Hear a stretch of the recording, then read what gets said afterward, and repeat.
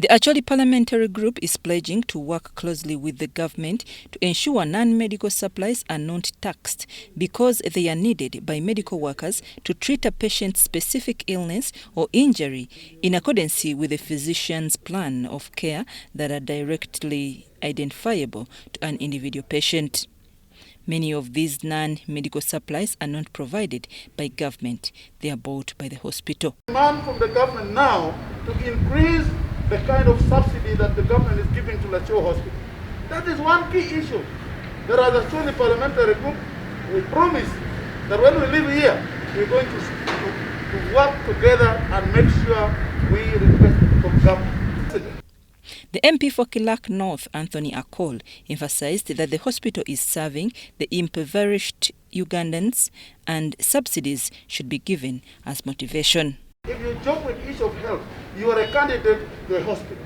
We are all candidates to a hospital. Health is wealth.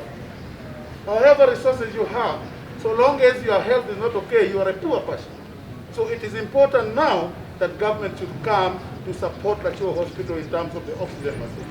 Support Gulu regional referral hospital. The board member of Lacor Hospital, Atim Koti, said it is expensive to run the facility. You have the money to bring it here, install, train the people who need to work on